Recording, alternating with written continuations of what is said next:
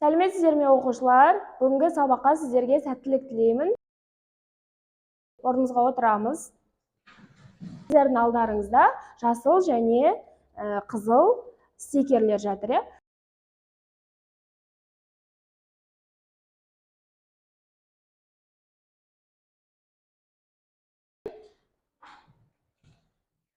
Мен жасыл түсті таңдадым, өткен көңіл күйім бүгін жақсы. Тұра ғой, Нұрғанат. Мен жасыл түсті таңдадым, өйткені мен жасыл түсті өте қатты жақсы көремін. Енді оқушылар, біз алдыңғы сабақты үй тапсырмасын пысықтап алсақ, бізде алдыңғы сабақта табиғи және жасанды экожүйелер болды, иә?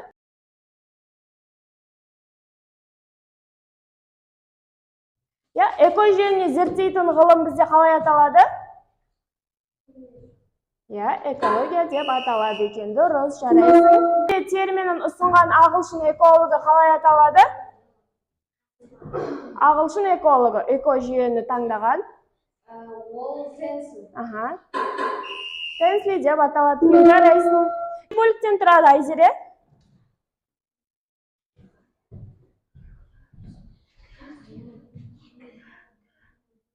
Екі бөліктен тұрады екен. Жарайсың. Өсімдіктердің, саңырауқұлақтардың және де микроорганизмдердің қауымдастығы не деп аталады? Диас, белгілей ғой.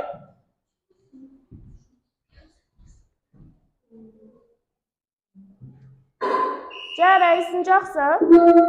Жәнібек шыға ғой, Қазақстанда неше табиғат зоналары бар екен бізде? 4 табиғи зонасы бар екен. Жақсы, жарайсың, отыра ғой. Экожүйенің неше түрі кездеседі бізде? Үй тапсырмасы арқылы бізде жауап берген оқушыларды бағалап кетейік. Айтөре, Айзере, барлық сұраққа жауап берді. Алинур.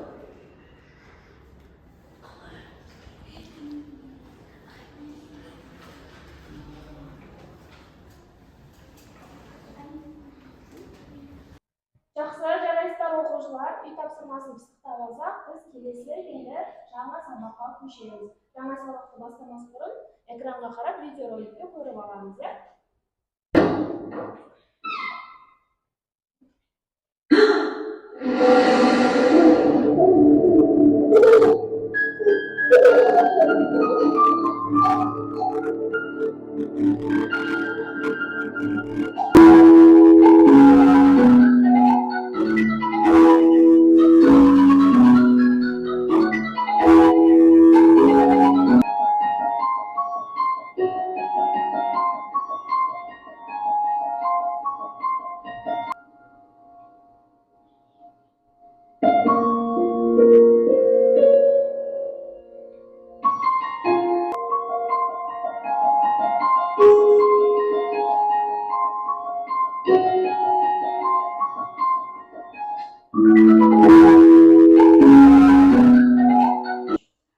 Қайырлы күн оқушылар.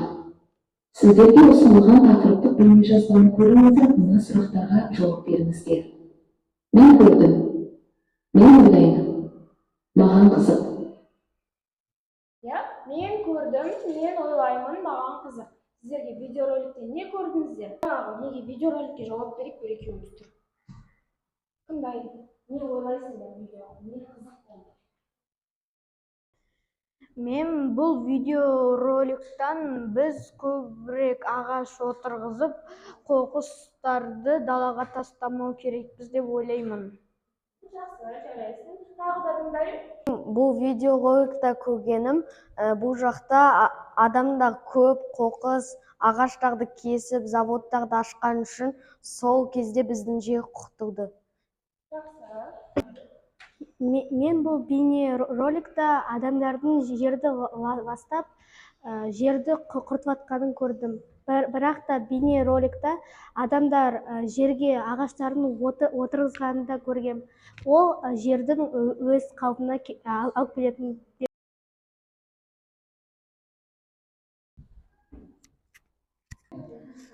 Оқушылар, видеороликпен таныс болатын болсақ, енді әрі қарай жаңа тақырып бізде Тақырыбымыз экожүйелер, яғни бүгінгі сабақтың мақсаты экологиялық факторлардың экожүйе қызметіне ықпал етуін түсіндіру.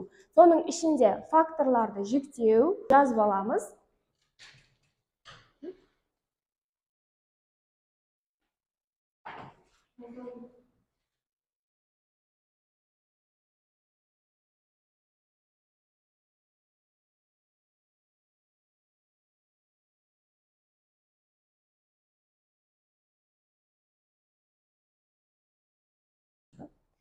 Экожүйенің тіршілігіне әсер етуші факторлардың жалпы бізде 3 түрі кездеседі екен. Ол бізде биотикалық факторлар, яғни тірі организмнің бір-біріне тіршілік етуші факторлар. Одан кейін абиотикалық факторлар, яғни биотикалық бізде тірі организмдердің факторлары. Үшінші фактор бізде антропогендік факторлар. Енді биотикалық факторлар дегеніміз не? Тірі организмдерге бізге не жататын еді? Жануарлар, өсімдіктер, адамдар, я. Одан кейін биотикалық факторлар өлі табиғат факторы дедік. Оларға жауын-шашын, ауаның температурасы, топырағы, я, сол сияқты мысалдар жатады. Енді үшінші бізде антропогендік фактор дегеніміз, яғни адамның іс-әрекетімен болатын факторлар түрі. Оған жатады ағаштың кесілуі, зауыт фабрикалардың ауаға шығып жатқан түтіні, яғни ауаларды ластап жатыр, я. Немесе жан-жануарларды жоюы, атуы, яғни соның барлығы бізде антропогендік факторларға жатады екен. Биотикалық факторлар әрі қарай бөлінеді, яғни ол бізде бәсекелестік, комменсализм, симбиоз, жыртқыштық және де паразиттік өмір болып бөлінеді екен. Бәсекелестік дегеніміз, яғни екі тірі организмнің жер үшін, тамақ үшін бәсекелесуі. Яғни бір организмнің бір организмге көмектесуі. Яғни бұл жерде акула берілген, және де оның қасындағы майда балықтар. Акулалар өзінің жемтігін аулайды, және де сол жемтіктің қалдықтарымен, ұсақтарымен қасындағы майда балықтар, яғни өзінің азығын табады екен. Одан кейін симбиоз, яғни екі тіршілік бір-біріне көмектесу арқылы. Келесі үшінші фактор бізде антропогендік факторлар, яғни адамның іс-әрекетінен болатын факторлар деп айттық, я. Оған мысал, яғни ағаштардың кесілуі, жануарлардың жойылуы, ауаның ластануы, яғни зауыт фабрикалардың түтіндерінің шығуы. Яғни суреттер берілген, қандай факторға жататынын бір айтып өтейік. Бірінші факторды аяру. Не үшін? Биотикалық факторға жатады, яғни өсімдіктің өсіп жатқаны. Екінші суретте бізде Нұрғанат абиотикалық фактор. Жақсы оқушылар, сабақты түсінген болсақ, енді сіздерді сабақты қалай түсінгендеріңізді білу үшін біз топтық тапсырмалар орындаймыз.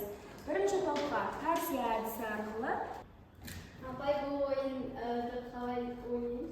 Қараймыз. Сіздерде 3 бұрыш, сендерге 3 бұрыш сұрақтар жасырылған, яғни кубиктер берілген.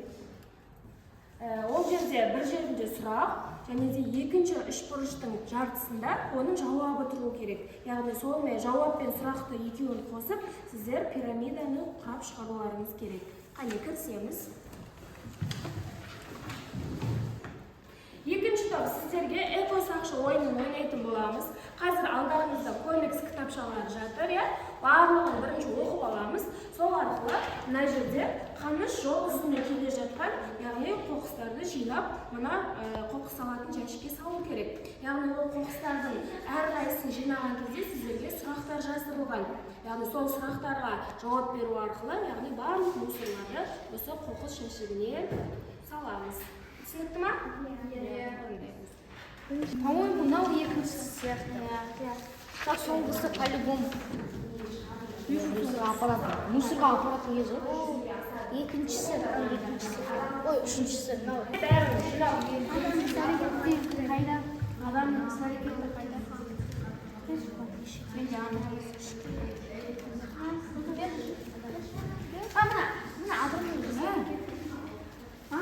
Экожүйенің тікшігіне жиек етуші факторлар нешеге бөлінеді?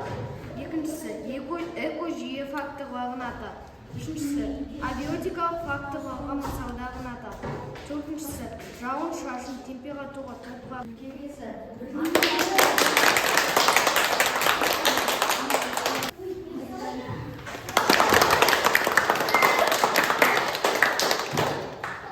Апайды жаңа тақырып бойынша тапсырманы оқып кетті.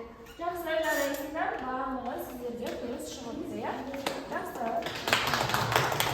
Біз қоқысқа жеттік. Жақсы, жарайсыздар. Барлығымыз қоқысты жинаппыз, иә? Табиғатқа көмектестік. Я, екінші біздің жасаған жұмысымыз бойынша, яғни топтық жұмыста бірінші топтың оқушыларының барлығын бағалап шығамыз, яғни дискриптор бойынша бізде 3 балл болды. Және де Жәнібек, Айлин, Айша, Мұстафа, және де Амина. Екінші топ бойынша, екінші топтың да барлық сұраққа, яғни қоқысты жинаған топ, яғни барлық сұрақтарға дұрыс жауап беріп, қоқыстың барлығын ормандан жинап алып шықты. Алинур, Айша, Сұлтанбек, Айзере, және де Нұрғана.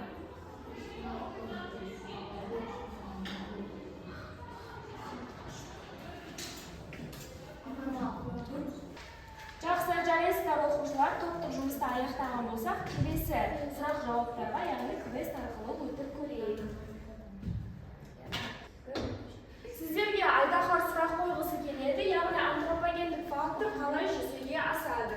Айзере, жауап бере ғой. Антропогендік фактор қалай? Антропогендік фактор ол біздің әсер ететін табиғатқа жамандық жасайтын. Яғни адамның іс-әрекетіне тексеріп көрейік. Антропогендік фактор, яғни адам іс-әрекетінен жүзеге асып отырады екен. Жарайсыздар. Келесі сұрақ, яғни құстың сұрағы, құсқа көбейтсек, экологиялық факторлар нешеге бөлінеді және олардан да? Жауап бере ғой. Экологиялық факторлар үшке бөлінеді. Биотикалық, абиотикалық, антропогендік факторлар. Көмектесейік. Биотикалық, экологиялық факторлардың қандай түрлері бар? Айтөре жауап бере ғой. Биотикалық фактордан түргегі бәсекелестік, комменсализм, симбиоз, жыртқыштық және паразиттік. Жақсы. Тексеріп көрейік. Бәсекелестік, комменсализм, симбиоз, жыртқыштық, паразиттік деген 5 түрге бөлінеді екен. Ол бізде биотикалық фактор болып саналады. Барлығымыз квесттен ойдағыдай қаншайымды құтқарып алдық. Енді келесі бізде жеке жұмыс. Әрқайсымыз жеке-жеке Алматының экологиялық жағдайы қазіргі таңда қандай? Яғни барлығымыз дәптерімізге 5-6 сөйлемнен тұратын эссе жазып шығайық. Дәптерді ашамыз.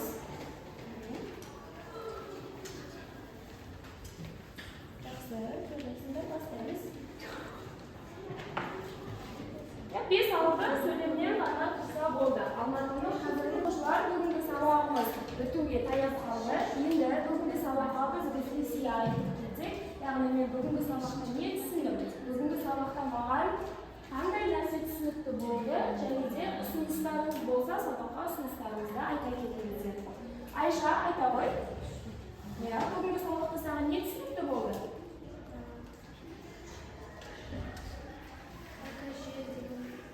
Экожүйе дегенімізге, экожүйенің қанша факторлары бар екен? Мен бүгінгі сабақта экологиялық факторларды түсіндім. Жақсы, отыра ғой. Екінші. Мен осы сабақта экология туралы және де олардың түрлерін білдім. Жақсы, жарайсыздар. Енді сабақтың аяғына жеттік, яғни үй тапсырмасына параграфты мазмұндау және де сұрақтар